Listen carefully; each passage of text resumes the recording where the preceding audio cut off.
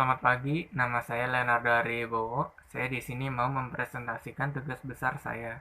Nah, di tugas besar Bahasa Indonesia ini, saya disuruh untuk mempresentasikan isi tugas besar satu saya. Nah, di tugas besar satu, saya memilih topik fenomena fakir berbahasa Indonesia.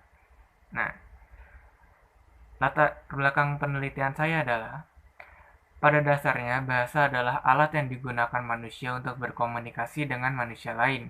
Nah, perkembangan bahasa Indonesia tidak terlepas dari pengaruh bahasa lain. Nah, bahasa-bahasa lain tersebut yaitu seperti bahasa Inggris, bahasa Belanda, bahasa Jawa, dan bahasa-bahasa daerah lainnya. Nah, di satu sisi, pengaruh itu dapat memperkaya khasanah bahasa Indonesia, tetapi bisa juga mengganggu kaidah tata bahasa Indonesia. Nah, sayangnya di era modern, pengaruh budaya asing menyebabkan dampak besar pada penguasaan bahasa Indonesia, khususnya di kalangan remaja. Mereka suka menggunakan bahasa asing dengan menumpang tindih bahasa Indonesia. Hal ini menyebabkan berkurangnya kosakata yang dikuasai oleh para remaja. Nah, pernahkah Anda mendengar kata seperti hasakarya, semenjana, atau bagaimana dengan kalis? Itu tuh bahasa Indonesia loh. Nah, jangan merasa aneh seandainya kata-kata itu terasa asing. Nah, tetapi bagaimana dengan kata-kata seperti by the way, on the way, atau sorry, atau monsieur? Ya, itu bahasa Prancis ya, beda. Nah, tentu tapi kata-kata seperti on the way, by the way, dan sorry itu tidak asing ya di kuping kita. Nah, gejala kefakiran bahasa Indonesia diperparah dengan menyatukan bahasa asing dengan bahasa Indonesia dalam berbicara. Nah, pemerintah eh, berusaha untuk mengatur hal yang seperti ini ya. Mereka hal yang bisa kita lihat dari kegiatan itu yaitu pemutakhiran KBBI yang dilakukan 2 tahun sekali. Nah, hal ini bertujuan untuk menambah kosakata yang untuk sesuatu yang sering digunakan, namun masih banyak yang belum mengetahui tatanan bahasa Indonesianya seperti apa.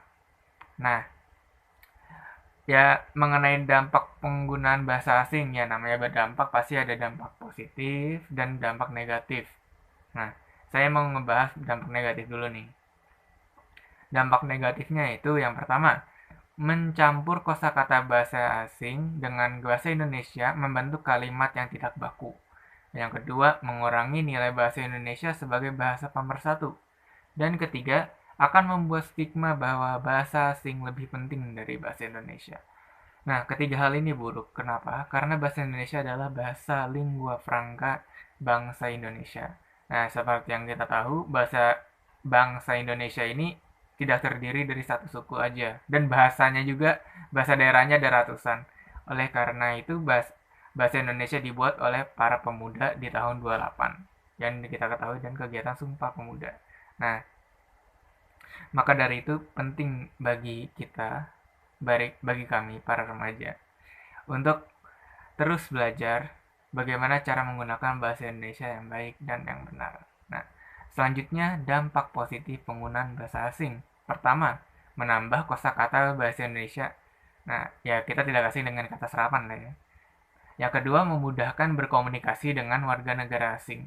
Yang ketiga, pengadopsian bahasa asing sebagai bahasa kedua membuat negara Indonesia lebih mampu bersaing di pasar global. Nah, nah, dampak positifnya ini tentu sangat baik. Nah, tetapi kita harus tahu dan harus tahu waktu bagaimana dan kapan kita berkomunikasi dengan bahasa asing. Nah, misal saya orang Indonesia berbicara dengan orang Indonesia lain, ya tentu bahasa yang sebaiknya digunakan adalah bahasa Indonesia.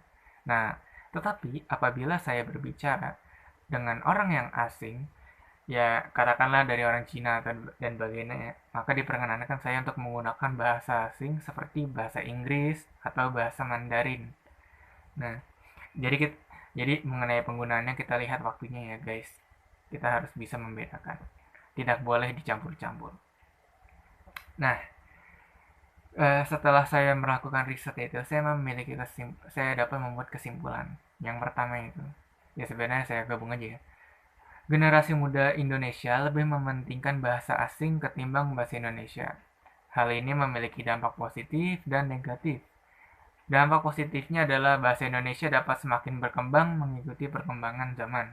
Tetapi sayangnya, sisi negatifnya adalah sedikit demi sedikit bahasa Indonesia semakin tergeser dengan bahasa asing. Hal ini merupakan hal yang tidak bisa dibiarkan terjadi karena bahasa Indonesia adalah bahasa pemersatu bangsa. Saya ingatkan lagi bahasa pemersatu. Saya harapkan masyarakat generasi muda yang masih remaja diharapkan bisa bijak dalam mempelajari bahasa. Lebih lebih tepatnya bahasa Indonesia dan bahasa asing. Hal ini karena sebenarnya kalau yang dari yang saya lihat ada titik tengahnya di mana kita bisa menggunakan bahasa Indonesia dan bahasa asing di waktu yang berbeda. Dan itu tidak tidak menjelek-jelekan bahasa yang satu dengan bahasa yang lainnya. Dan itu tadi yang mesti kita lihat waktu penggunaannya.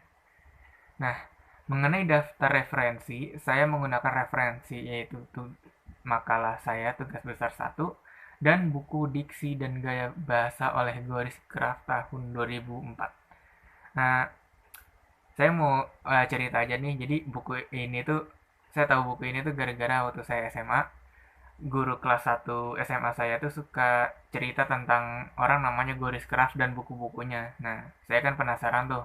Jadi saya eh, waktu itu meminjam buku guru saya. Nah, mengenai buku diksi dan gaya bahasa, eh, menurut saya yang penting dari buku ini adalah buku ini membuat saya paham dasarnya, dasar dari suatu ilmu yang menurut saya itu hal yang sangat penting. Soalnya setelah kita sudah paham dasar, ya kita tinggal menyesuaikan aja dengan perkembangan-perkembangan yang ada. Nah, kurang lebihnya itu saja presentasi saya. Saya Leonardo Aribo. Sebelumnya, apabila ucapan saya ada yang salah atau yang tidak berkenan di hati pemirsa, saya meminta maaf. Apabila pemirsa ingin menulis saran, pemirsa bisa kirim saran melalui WA saya yaitu nomornya 0895 2553 6953. Terima kasih semua. Saya Leonardo. Selamat pagi.